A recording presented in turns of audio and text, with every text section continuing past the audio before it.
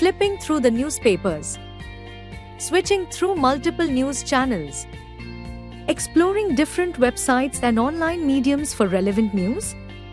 Keeping up to date with important news is not only time-consuming but also requires meticulous upkeep of notes for thorough revision. With a limited period in hand and abundant resources to study from, do not let current affairs come in the way of your prelims success. Join the PT 365 program by Vision IAS and advance in your preparation for current affairs. Starting on 9th January at 5 p.m., this 20-day course offers comprehensive coverage of 1 year of current affairs in 60 hours. Join for improved knowledge with complete coverage of The Hindu, Indian Express, PIB, Economic Times, Yojana, Economic Survey, etc. Doubt-clearing sessions and mentoring for thorough knowledge. Access to Sandhan personalized test with 25,000 plus questions. Access to live and online classes for flexibility in timing. It's time to devote your energy to smart learning and not running. Enroll today and excel in UPSC prelims with a strong command of current affairs. Hello and welcome to this edition of News Today. Without delay, let's have a look at the headlines first. Right to access to justice not absolute, says Supreme Court. Microfinance delinquencies nearly double in a year, says report. Vice President calls for authentic and practical research. India joins the UN Committee of Experts on Big Data and Data Science for official statistics. Former Union Minister for Electronics and IT advocates for sovereign AI. India's G20 Sherpa highlights the need for India to be global champion in sunrise sectors. In the first news for the day, let's focus on a significant ruling by the Supreme Court that highlights an essential aspect of our democracy. Acknowledging the right to access to justice as the cornerstone of democracy, Supreme Court recently imposed a penalty on a petitioner for filing multiple frivolous litigations that burden the judicial system. Let's first understand what frivolous litigation entails. These are lawsuits that lack any arguable basis either in law or in fact, and are often intended to harass or delay the judicial process. This issue has been addressed by the Supreme Court in notable cases such as Subrat Roy Sahara vs. Union of India 2014, Dalip Singh vs. State of Uttar Pradesh and others 2010, and most recently, KC Tharkan vs. State Bank of India and others 2023. Moving on to the broader concept of right to access to justice. It is a basic principle of the rule of law and deals with the ability of people to seek and obtain a remedy through formal or informal institutions of justice for grievances. The Supreme Court, in the landmark case of Anita Kushwaha vs. Pushab Sudan 2016, held that access to justice is a fundamental right enshrined under Article 14, Right to Equality, and Article 21, Right to Life and Personal Liberty of the Constitution.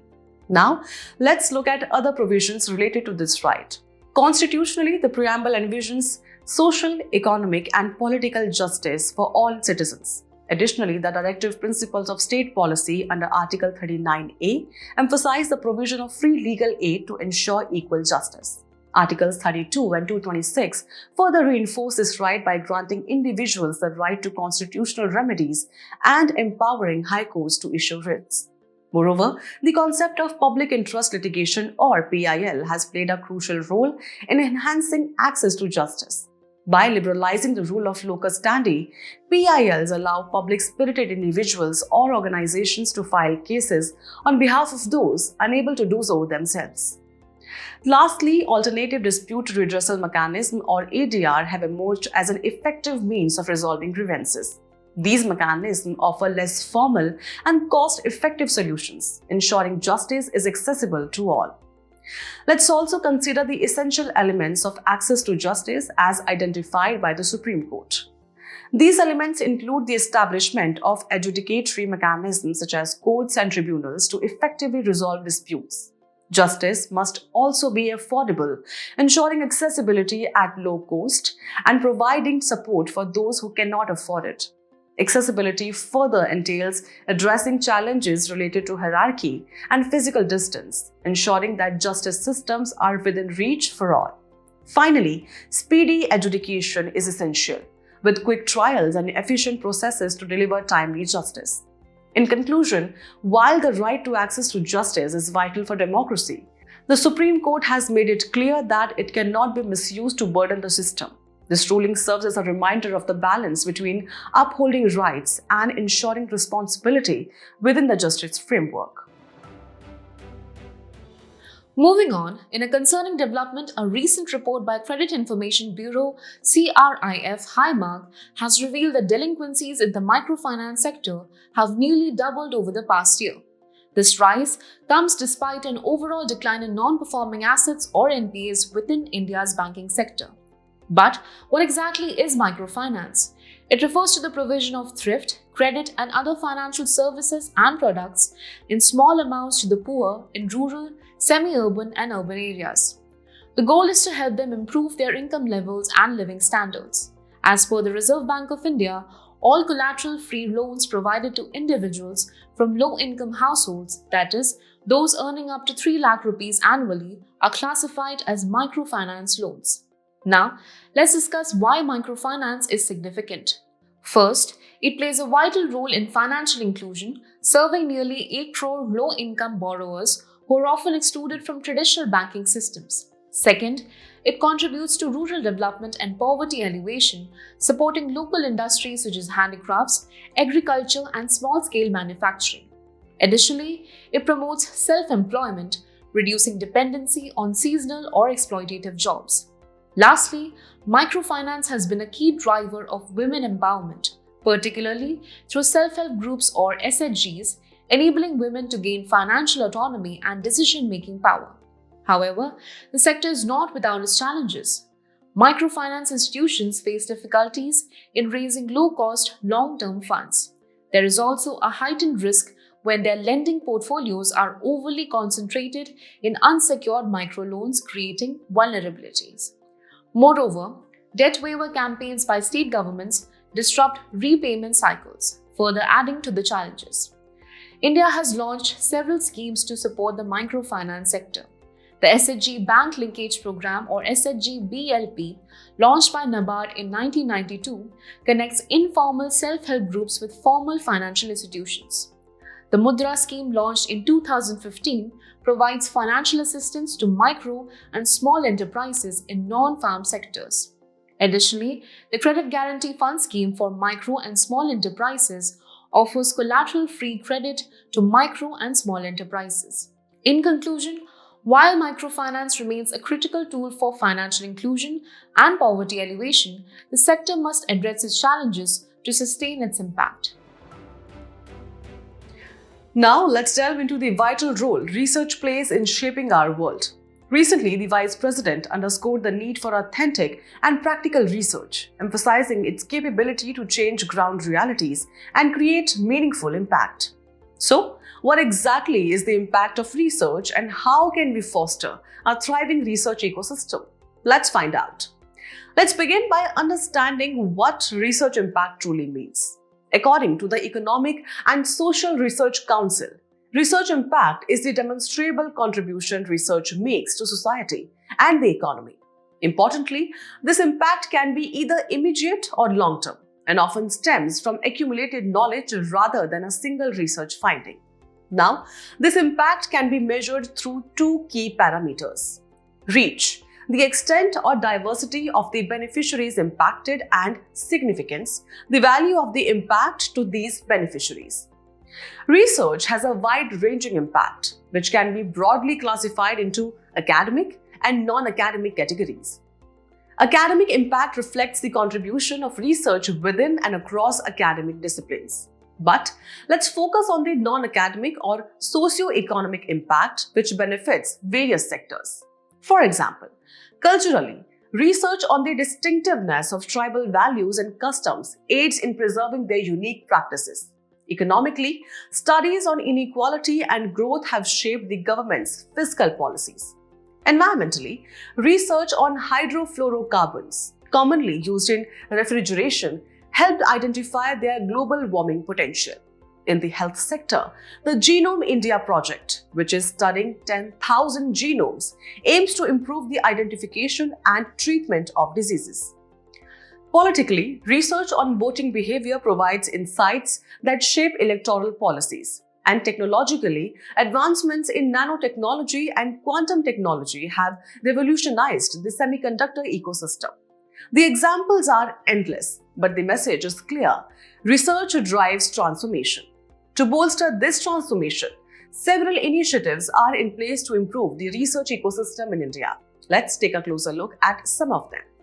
The One Nation, One Subscription initiative provides eligible students, faculty, researchers, and scientists with access to top international research articles and journals. Vigyan Dhara, launched under the Department of Science and Technology, further supports research development. The Scheme for Promotion of Academic and Research Collaboration, or SPARC, works to enhance the research ecosystems in India's higher education institutions. And then there's the Impacting Research, Innovation and Technology Initiative, or IMPRINT, which focuses on addressing critical engineering challenges and converting knowledge into viable technology. Beyond these initiatives, improving the impact of research requires coordinated efforts from three key stakeholders: government, industry, and academia must work together to enhance research impact. The government needs to ensure equitable research funding and promote innovation across institutions. Industry should encourage R&D spending through CSR initiatives and foster stronger ties with educational institutions. Academia, on the other hand, should focus on incentivizing research, quality-focused grants, and integrating interdisciplinary projects into educational programs. Clearly, research holds the power to influence society, the economy, and the environment in profound ways. As we strive for a better future, fostering authentic, practical, and impactful research will be crucial. In a significant development, India has joined the United Nations Committee of Experts on Big Data and Data Science for Official Statistics, or UN-CEBD. This marks a step toward revolutionizing statistical production and highlights India's commitment to leveraging data and technology for informed decision-making. Let's explore the significance of this milestone for India. Joining the UN-CEBD presents a strategic opportunity for India to align its domestic advancements with international goals while learning from global best practices. It will also streamline statistical production, driving innovation in how data is collected, processed, and analyzed. Ultimately, this enhances decision-making by equipping policymakers with real-time insights to tackle critical socio-economic challenges. Now, what is big data and why is it so important? Big data refers to data characterized by its scale, diversity, and complexity, requiring advanced new architecture, techniques, algorithms, and analytics to manage and extract value and hidden knowledge from it. It encompasses structured data like inventory databases, list of financial transactions, unstructured data such as social media posts or videos, and mixed data sets often used to train large language models for AI. Big data is defined by four key characteristics: volume, the sheer size of data; variety, diverse types of data; velocity, the rapid rate at which data changes; and veracity, addressing uncertainty and incompleteness. Big data has applications across various sectors. In healthcare, it enables personalized medicine, clinical risk management, drug recommendations, and disease prediction. In logistics and transport, it enhances supply chain performance through proactive and reactive capabilities. Marketing and advertising benefit from precise targeting, customer insights, and market analysis, while smart cities use it for resource management, improved infrastructure planning, and AI-driven solutions to urban challenges. Additionally, in education, personalized learning helps in improving educational quality. And lastly, earth sciences leverage big data for climate and earth studies, weather modeling, and prediction. India has launched several significant initiatives to harness the power of big data. The Big Data Initiatives, or BDI, under the Department of Science and Technology support the establishment of a Center for Excellence in Big Data Analytics and related efforts. The National Data and Analytics Platform, or NDAP, a flagship initiative by NITI Aayog, aims to enhance access to and utilization of government data. Additionally, the Future Skills Prime program, which is the program for reskilling or upskilling IT manpower for employability under the Ministry of Electronics and Information Technology, covers big data analytics among one of the technologies. Together, these initiatives reflect India's commitment to advancing big data capabilities. Now, let's talk about the UN Committee of Experts on Big Data and Data Science for Official Statistics, or the UN-CEBD itself. Established in 2014 with Australia as its first chair, the UN-CEBD provides strategic vision and coordination for a global program on big data for official statistics, including indicators for the 2030 Agenda for Sustainable Development. The committee now includes 31 member states and 16 international organizations with India as a member. This development marks a new chapter in India's journey to harness the power of big data for progress and innovation. Moving on, the former Union Minister for Electronics and IT has called for a robust, sovereign AI strategy for India. Let's delve into what this means and why it's so crucial for our nation. So, what exactly is sovereign AI? Broadly, it can be understood as a nation's capabilities and control over AI technologies and associated data. This often includes how the AI technologies are deployed and operated, as well as the policies and personnel used to operate the AI technologies and protect the data. Now, let's talk about the proposed AI strategy for India. The formula is simple: GovAI plus private AI is equal to sovereign AI. GovAI focuses on deploying AI in governance, particularly in delivering public services. GovAI can be built and deployed over the existing digital public infrastructure, or DPI, such as digital payments, insurance, health, education, skills, etc., which has huge repositories that can be transformed into consented personal data and/or non-personal training data for AI models. But why is sovereign AI so significant for India? Strategically, it's about safeguarding our economic interests from risks of AI denial or weaponization by countries in an increasingly competitive world. Economically, it empowers Indian innovators and entrepreneurs to compete with global tech giants. What steps has India taken so far? The India AI mission approved by the Union government in 2024 is a major milestone. This mission focuses on empowering AI startups and expanding access to compute infrastructure. The private sector is also making strides. For instance, Tata Group has partnered with NVIDIA to build a state-of-the-art AI supercomputer offering infrastructure as a service and a platform for AI services. Similarly, Reliance Industries has teamed up with NVIDIA to develop a foundation LLM tailored for generative AI, leveraging India's diverse languages. Clearly, the push for sovereign AI is not just a vision, but a necessity for India's economic and strategic future. In our next news, India's G20 Sherpa addressed the Bharat Climate Forum 2025, highlighting the country's ambition to become a global champion in sunrise sectors, which are crucial for achieving the target of becoming a developed nation by 2047 and attain a USD 32 trillion economy. But what exactly are sunrise sectors? Sunrise industries refer to sectors that are still developing but are poised for rapid growth. These industries typically see high growth rates, attract numerous startups, and receive plenty of fundings. Examples of such sectors include semiconductors, artificial intelligence, clean mobility systems, genomics, and pharmaceuticals. So, why are these sunrise sectors significant for India's future? Firstly, they play a key role in economic growth and diversification. Sectors like renewable energy, electric vehicles, and biotechnology help reduce the economy's dependency on traditional industries, making it more resilient to global economic fluctuations. Secondly, technological advancements in fields like IT, AI, and machine learning have a transformative impact across sectors, including healthcare, education, and manufacturing. And importantly, these industries contribute to sustainable development. Renewable energy, waste management, and green technologies are aligned with India's climate commitments, such as achieving net zero emissions by 2070. However, the road ahead is not without challenges for these sunrise sectors in India. One of the key hurdles is limited access to capital. Industries like renewable energy, biotechnology, and electric vehicles require substantial upfront investment. There's also a skilling gap.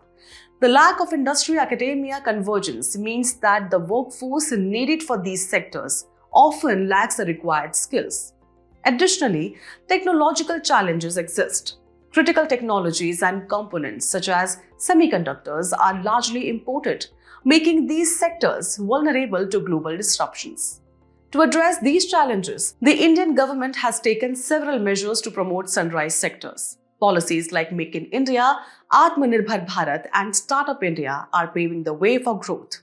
Financial incentives, including production-linked incentive schemes for advanced battery manufacturing and the FAME scheme for electric vehicles, are also in place. Infrastructure enhancement is another priority, with initiatives such as renewable energy parks, bulk drug parks, and the Smart Cities mission, which help create the necessary environment for these sectors to flourish. And when it comes to research and development, India is pushing forward with projects like the National Quantum Mission and the National Mission on Transformative Mobility and Battery Storage. With these steps in place, India is positioning itself to become a global leader in sunrise sectors, driving economic growth, technological innovation, and sustainable development. As we conclude today's main news, let's have a look at some quick updates. Recently, Vice President addressed the 25th National Conference of Chairpersons of SPSC. The SPSC conducts examinations for appointments to the services of the state. It is a constitutional body with provisions for Public Services Commission for the Union and the states outlined in Articles 315 to 323 of Part 14 of the Constitution. Recently, the Union Minister of Commerce and Industry launched the Bharat Clean Tech Manufacturing Platform at the Bharat Climate Forum 2025.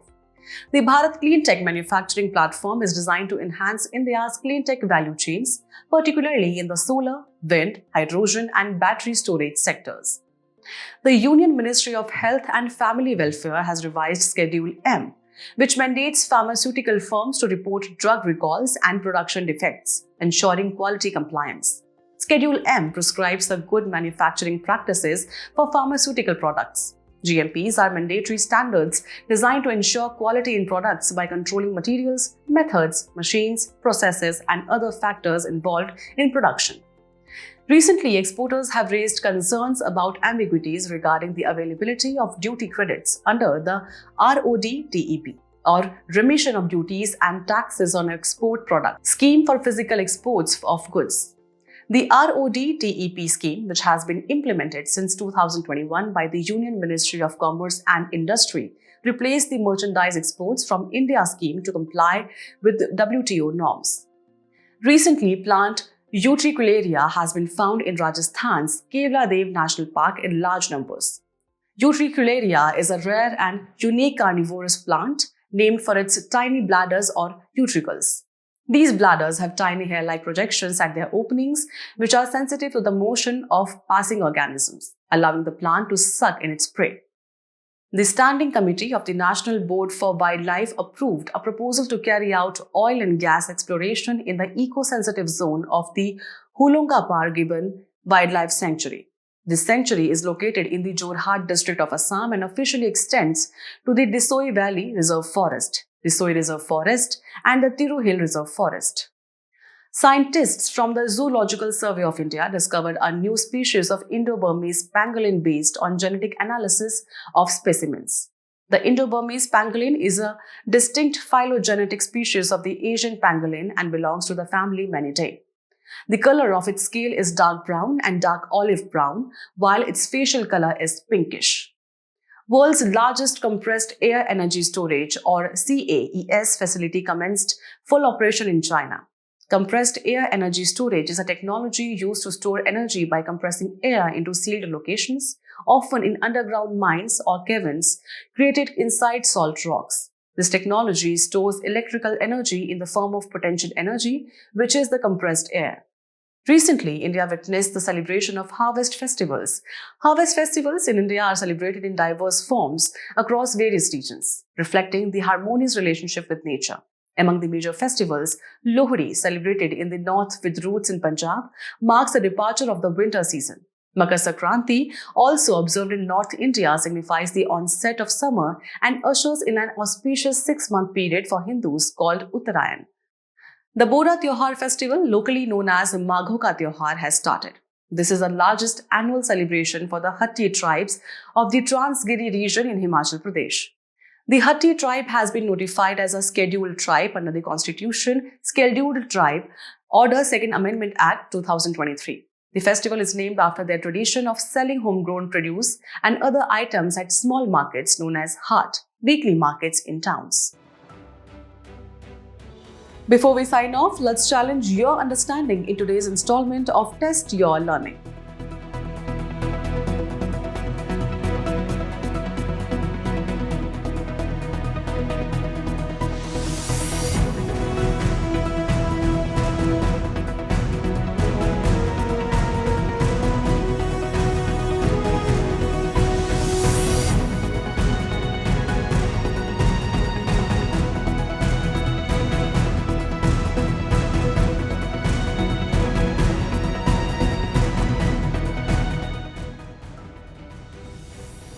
Thank you for joining us. We hope you found this episode of News Today engaging. For the solutions to the quiz and to access the PDF version of News Today, remember to visit the provided links in the description below.